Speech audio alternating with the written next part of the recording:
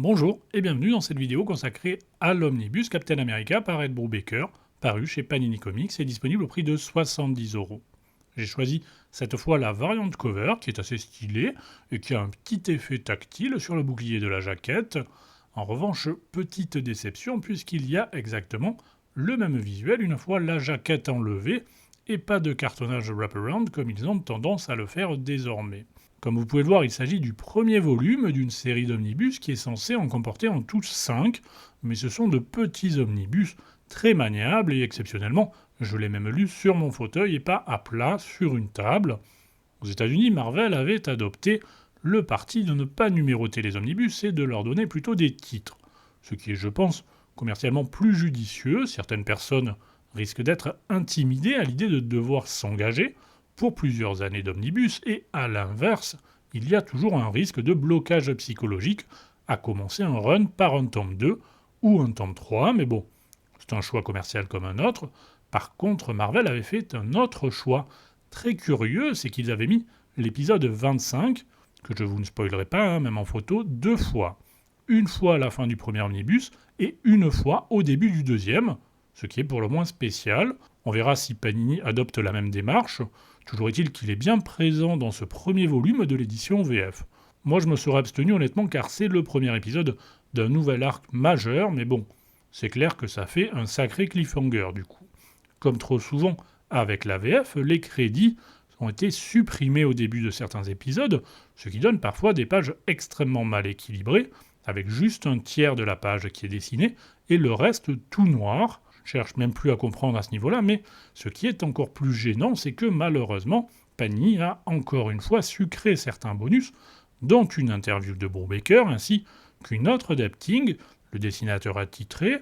Il y avait aussi dans l'Omnibus VO le script de l'épisode 25, ainsi qu'une petite dizaine de pages tirées du Handbook Guide to the Marvel Universe consacré à Captain America.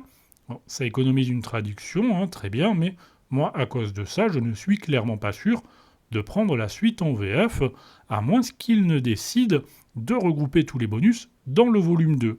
Ce qui serait loin d'être bête d'ailleurs, puisqu'en VO, le deuxième omnibus fait même pas 500 pages. Donc à voir, et j'insiste quand même là-dessus, en VO, le deuxième omnibus a une pagination extrêmement faible, plus faible encore que certains épiques, tout en republiant l'épisode 25. Ce qui est, il faut bien reconnaître, assez limite. En ce qui concerne le comics en lui-même, c'est un run qui est relativement facile d'accès pour un novice.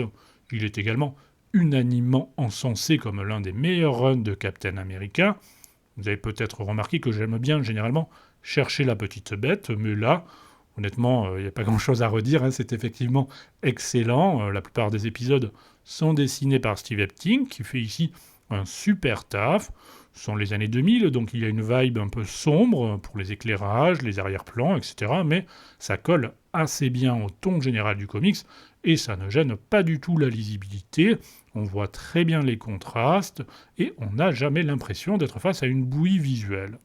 Au niveau du scénario, Brubaker a apporté énormément au personnage de Captain America et plus généralement à son entourage, notamment Bucky Barnes, alias le soldat de l'hiver, l'arc du même nom ayant déjà été publié dans des éditions bon marché. J'imagine que la plupart des gens l'ont lu, et si ce n'est pas le cas, de toute manière, vous avez forcément vu le film, vu sa popularité, donc je pense qu'à ce niveau, je peux y aller sur les spoils. On va assister ici au destin tragique de Bucky Barnes, qui, contrairement à ce que l'on a toujours plus ou moins pensé, n'était pas réellement mort, mais avait été récupéré et retourné par les Russes. Ça fait partie des rares résurrections, entre guillemets, réussies pour moi chez Marvel. Généralement, j'aime bien que les personnages restent morts. Et l'avantage de cette édition, par rapport aux éditions promotionnelles, on va dire, est que vous allez pouvoir lire ici l'arc intitulé Hors du temps, qui précède le Soldat de l'hiver et qui en constitue en quelque sorte un bon prélude. Au passage, dans ces pages, on peut voir, si besoin était, que Brubaker, c'est pas Mark Millar, je dis ça, je dis rien, mais plus sérieusement, c'est effectivement une série qui est plutôt bien écrite, avec un petit peu de finesse et de réflexion, ce qui est toujours appréciable. C'est généralement l'une des séries préférées des gens qui n'aiment pas trop les super-héros. On y verra notamment un Captain America qui doute, qui remet en question beaucoup de choses, y compris son propre gouvernement, ce qui, Au passage, ne sort pas de nulle part non plus, hein. La création du Nomade par Engelhardt après le Watergate, c'était déjà un petit peu ça, hein, quelque part, avec le côté je ne suis pas là pour représenter un gouvernement précis, mais plutôt certaines valeurs qui le transcendent, ce qui n'enlève rien par ailleurs au mérite de Brubaker, hein, qui s'en est remarquablement bien sorti, avec un personnage très difficile à écrire et à moderniser, Captain America et Superman dans des styles différents. C'est un peu le même combat, c'est-à-dire qu'a priori, ce sont des personnages tellement peu adaptés à la modernité qu'ils peuvent très facilement devenir ringards ou kitsch. On évoque souvent également, pour le regretter, le fait que Brubaker n'ait pas réellement touché de droit sur l'adaptation ciné du Soldat de l'Hiver. Il a touché plus pour son caméo, par exemple, et on peut effectivement trouver que ce n'est pas très fair-play de la part de Marvel, mais à l'inverse, on peut également répondre, hein, que les gens signent des contrats, ils sont censés les avoir lus avant, normalement, tu sais dans quoi tu t'aventures quand tu acceptes d'écrire pour Marvel. On peut aussi évoquer le fait qu'il n'a pas créé le personnage de Bucky Barnes non plus, hein. L'arc Soldat de l'Hiver, aussi génial soit-il, n'est qu'une évolution d'un personnage préexistant, ce n'est pas une création ex nihilo, et c'est pour ça aussi que ça me trigger toujours autant quand on retire les crédits au début des comics, comme le fait malheureusement souvent Panini, quand on sait toutes les casseroles que se trimballe Marvel à ce niveau-là, et ce depuis Jack Kirby, donc ça ne date pas d'hier, c'est un move que je trouve pour le moins maladroit. Dans les pages de ces épisodes, on verra bien évidemment Captain America se débattre avec des nazis sous l'ombre menaçante de Crâne Rouge, c'est un peu la base, hein, mais aussi se confronter à certains de ses alliés historiques, puisque l'histoire se situe à la même époque que Civil War. Je ne pense pas qu'il soit nécessaire d'expliquer réellement Civil War, j'imagine que c'est un peu comme pour le Soldat de l'Hiver, tout le monde connaît les tenants et les aboutissants de cette histoire, que l'on ait lu le comics ou pas d'ailleurs.